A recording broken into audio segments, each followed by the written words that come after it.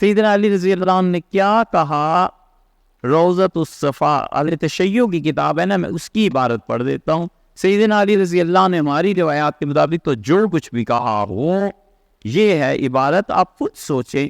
اسی لیے ہم کہتے ہیں نا ہر فرقہ اپنے بڑوں کی کتابوں کو پڑھے تو پتہ چلے کیا قائد کیا. بیک گراؤنڈ اس کا یہ ہے کہ حضرت عثمان رضی اللہ عنہ خلافت نامہ لکھ رہے ہیں اور حضرت بکر رضی اللہ عنہ پہ غشی طاری ہو گئے.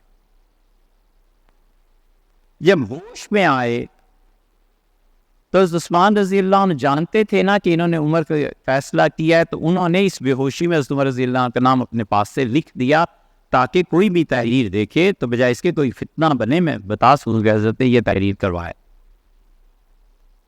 حضرت بکر رضی اللہ عنہ نے کیا کیا؟ فرمایا کہ اگر نام خود را نیز میں نویسی مذائقہ نہ بود. اگر عثمان تم عمر کی بجائے اپنا بھی نام لکھ دیتے تھے تو کوئی حرج نہیں تھا. سیدنا علی رضی اللہ عنہ بیٹھے تھے، طلحہ بیٹھے تھے، سارے لوگ موجود تھے. امیر المومنین علی فرمود، یعنی تشیع کی کتاب کی فارسی پڑھ رہا ہوں، روضۃ الصفا. سیدنا علی رضی اللہ عنہ جو تشریف فرماتے فرمایا کہ ما بغیر عمر راضی نمی شویم کہ خلیفہ باشد. حضرت ہم عمر کے علاوہ.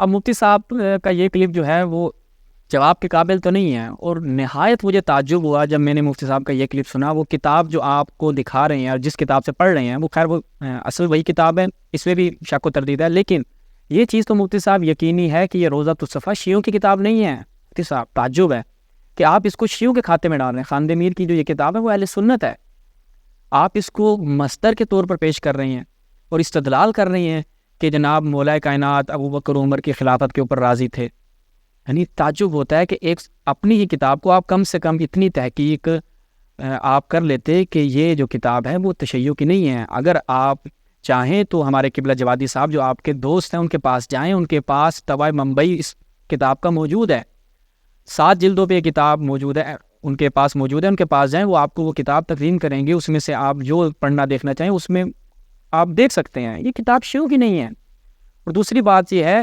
کہ یہ جو آپ عبارتیں پڑھ رہے ہیں اس کی کوئی سند نہیں ہے کہ یہ اس کو کوئی یعنی شیعی مصدر نہیں ہے، یہ کوئی مصدر نہیں ہے کتاب، یعنی اس کو ہم مصادر تشیع میں شمار نہیں کرتے. اگر بالفرض من باب تنزل مفتی صاحب آپ بزرگ ہیں، ہم کہتے ہیں مان بھی لیں، یعنی فرض محال اگرچہ آپ واضح ہے یہ چیز، اصلاً اس کو ہم کہیں کہ یہ شیعوں کی کتاب ہی نہیں ہے، لیکن پھر بھی مصدر نہیں ہے مفتی صاحب، آپ اس کو پیش کر رہے ہیں. یہ تحقیقی کام نہیں ہے. آپ ایک موقع شخصیت ہیں تو آپ سے یہ چیزیں جو ہے وہ صادر ہونا بہت بعید ہے. اچھا جی، اب مفتی صاحب نے کہا کہ مولا کائنات جو ہیں وہ ان کے بارے میں کیا. اب ہم آپ کو بتاتے ہیں مفتی صاحب، اگر آپ کو دکھانا ہے تو شیعوں کی کتابیں ہم آپ کو دکھاتے ہیں، صحیح السند روایات آپ کو دکھاتے ہیں، نہج البلاغہ بھری ہوئی ہے، اس کے علاوہ الکافی اٹھا لیں. ابھی ہم آپ کو دکھاتے ہیں کہ مولا کائنات ان کو کیا سمجھتے تھے. سب سے پہلے تو ہم چلتے ہیں خود ان کی اپنی کتابوں کی طرف کہ مولا کائنات ابو بکر و عمر کو کیا سمجھتے تھے. یہ دیکھیں جناب اپنی اسکرین پر صحیح مسلم میں جب ہم جاتے ہیں تو یہاں پر ملاحظہ فرمائیں، ایک جلد میں کتاب ہے. مفتی صاحب یہ چیزیں بیان کریں لوگوں کو، ٹھیک ہے، یہ چیزیں بیان کریں. فرأیت معہ، حضرت عباس اور مولا کائنات کس کے پاس آتے ہیں؟ عمر کے پاس. عمر کا دور خلافت ہے، عمر کے پاس آئے اور وہاں پر وہی جھگڑا تھا، میراث کا جھگڑا تھا.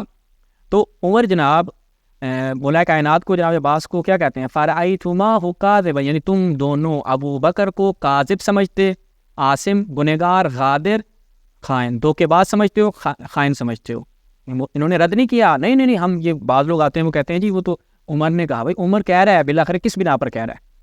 کیا اللہ جو آپ کہتے ہیں ہم ہمارے الفاظ نہیں ہیں، جو رسول اللہ جو ہیں ان کو نہیں پتہ چل رہا تھا وہ انہوں نے کہا یا نہیں کہا، عمر کے اوپر جادو ہو گیا تھا، یا عمر جو ہے جناب عمر جو ہیں وہ کوئی ہذیان کی کیفیت میں تھے، کیا تھا؟ وہ خود کہہ رہے ہیں اقرار العقلاء علی انفسہم، وہ خود اس چیز کا اقرار کر رہا ہے کہ تم دونوں کیا ہے، ابو بکر کو کاذب، آثم، غادر، خائن سمجھتے تھے. فرأیتمانی، تم دونوں مجھے بھی یہی سمجھتے ہو، کاذبا آثما غادرا خائنا. قال اکذالک، ایسا ہے یا نہیں ہے؟ قال نعم، بالکل ایسا ہی ہے، یعنی ہم سمجھتے ہیں، کوئی شک و شبہ کی گنجائش نہیں ہے، ہم بالکل ایسا سمجھتے ہیں.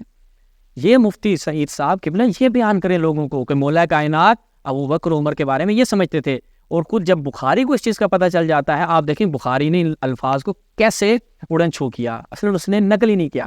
ایک نہیں 3-4 مقامات پر بخاری میں روایت آتی ہے اور بخاری الفاظ کھا گیا، جیسا کہ امام بخاری کی عادت تھی۔ مسلم سے ہم آپ کو دکھا چکے ہیں، آپ یہ بخاری دیکھیں، کتاب الاعتصام بالکتاب والسنہ میں جب ہم جاتے ہیں، روایت نمبر 7305، وہاں پر یہ روایت نقل ہوئی بالکل یہی، تزعمان ان ابا بکر فیہا قضا، یعنی تم جو ابو بکر کے بارے میں یہ گمان کرتے تھے، فیہا قضا، کیا گمان کرتے تھے کچھ پتہ نہیں، آگے البتہ وہ الفاظ نقل کیے ہیں کہ نہیں جی وہ تو صادق تھے، بارون راشدن تابع للحق، یہ الفاظ نقل کیے، لیکن غادرن خائنن آثمن خائن وہ سب کھا گئے بخاری صاحب۔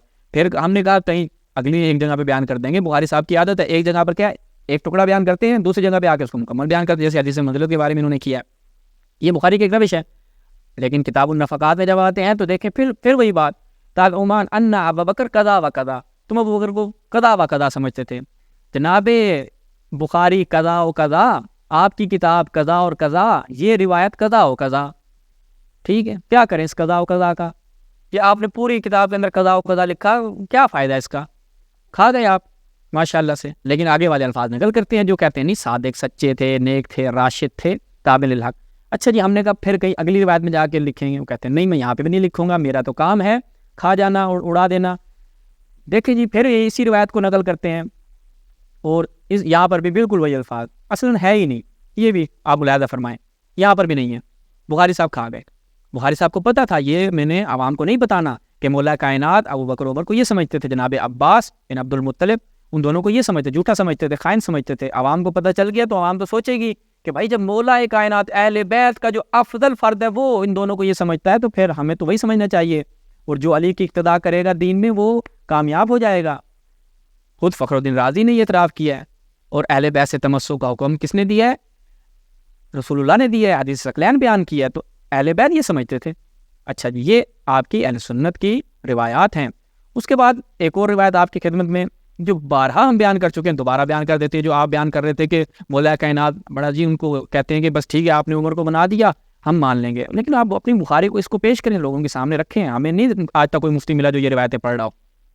مولانا فرمائے بخاری میں جب ہم جاتے ہیں تو 42 41 42 40 روایت ہے، کیا ہے جی؟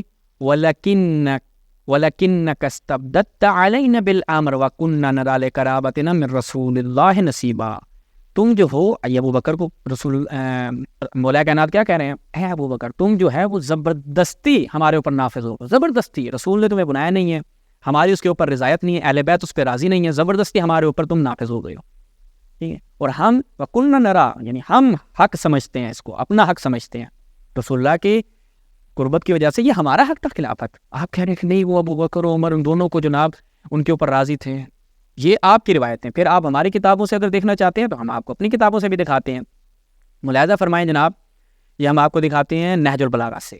نہج البلاغہ میں جب چلتے ہیں اس میں ہم کیا دیکھتے ہیں؟ پہلے تو آپ کو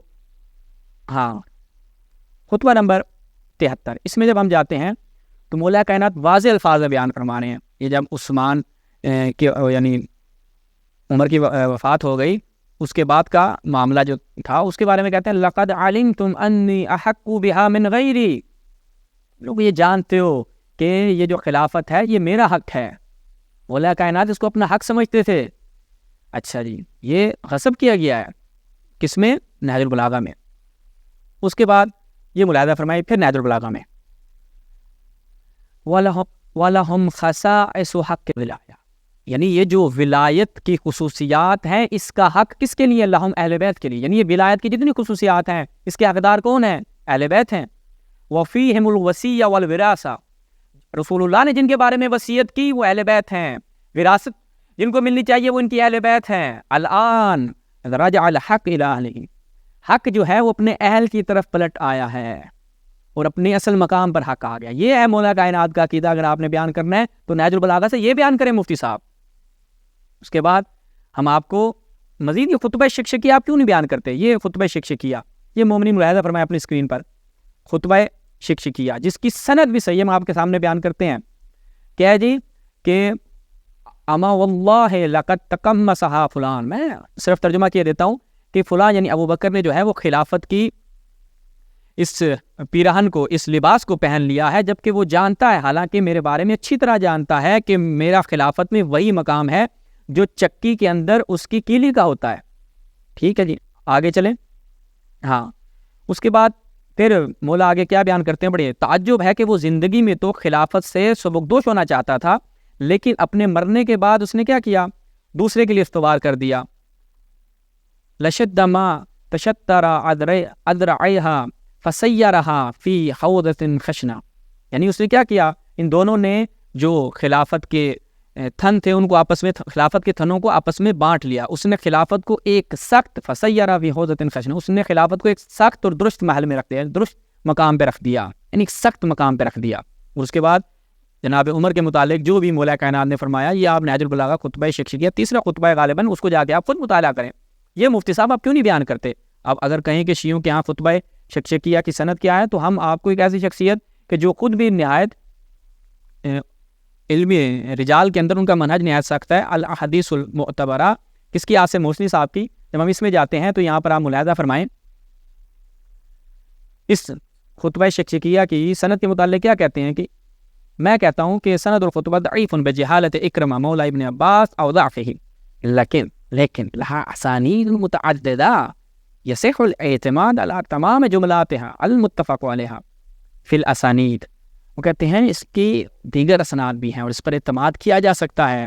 ٹھیک ہے، تو اس خطبہ شکشکیہ جو صحیح السند ایک خطبہ ہے، اس کی طرف آپ رجوع کیوں نہیں کرتے کہ جو مولا کائنات ان کے متعلق بیان کر رہے ہیں. اس کے بعد الکافی، روضۃ الکافی کی اس روایت کی طرف چلیں، ملاحظہ کریں روضۃ الکافی، اس میں جب ہم جاتے ہیں روایت صحیح السند، اس میں کیا ہے، مولا کائنات بیان کر رہے ہیں کہ مجھ سے پہلے جو افراد تھے انہوں نے کیا کیا، قد عملت الولاۃ قبل اعمالا، مجھ سے پہلے والوں نے ایسے اعمال انجام دیے، خالفوا فیہا رسول اللہ متعمدین لخلاف، جان بوجھ کر انہوں نے وہ ایسے کام کیے جو رسول اللہ کے خلاف تھے، ناقضین لعہدہ مغیرین لسنتہ، انہوں نے سنت کو تبدیل کیا. اچھا جی، اس کے بعد اگلے صفحے پہ دیکھیں، یہاں سے دو چیزیں پتہ چلیں گی. پہلا یہ کہ مولا کائنات اپنی امامت کو اللہ کی جانب سے منصوص من اللہ سمجھتے تھے. یہ کہا جاتا ہے شیعوں کی ہر روایت نہیں ہے کہ بھائی مولا کائنات اپنی امامت کو منصوص من اللہ سمجھتے تھے یا نہیں سمجھتے تھے. پہلا تو یہ کہ جو اپنے سے پہلے والے خلفاء تھے ان کے اعمال کو، ان کی بدعتوں کو مولا کائنات نے کس قدر ان کی مذمت کی ہے. اور اس کے بعد کیا کہا، کہتے اگر میں ان کو ٹھیک کرنا چاہوں تو لوگ جو اطراف میں ہیں یہ وہی افراد ہیں کہ جنہوں نے ابو بکر، عمر، عثمان کی بیعت کی، اب یہ میری بیعت میں آ گئے ہیں. یہ وہ نہیں ہے کہ جو مجھے منصوص من اللہ مانتے ہوں. ان میں سے بہت سے ایسے افراد ہیں کہ اگر میں ان گزشتہ خلفاء کی بدعتوں کے خلاف کوئی کام کروں تو یہ مجھ سے متفرق ہو جائیں گے، ایک تفرقہ پھیل جائے گا. دیکھیں وَفَرَضَ عِمَامَتِي مِن کتاب اللہ عز وجل وسنت رسول اللہ، اللہ تعالیٰ نے، اللہ تعالیٰ کی کتاب میں میری امامت فرض ہے اور سنت رسول میں میری امامت کو فرض قرار دیا ہے. یہ روضۃ الکافی. اچھا جی، یہاں تک مفتی صاحب یہ جو آپ نے اعتراض کیا تھا کہ روضۃ الصفا، پہلی بات ہے روضۃ الصفا ہماری کتاب نہیں ہے، مفتی صاحب ہمارے کھاتے میں نہ ڈالیں. دوسری بات ہے یہ صحیح السند روایات کی طرف کیوں نہیں جاتے؟ ہم نے بخاری سے پیش کی، نہج البلاغہ سے پیش کی، ایسی کتابیں کہ جو زبان زد عام ہیں. اور آپ کے سامنے تھا کہ جتنی بھی ہم نے یہ عبارتیں پیش کی وہاں سے یہ ثابت ہوتا ہے کہ مولا کائنات خلفاء کو قطعاً انہیں اچھا نہیں سمجھتے تھے، اور دوسرا اپنی امامت کو من جانب اللہ سمجھتے تھے.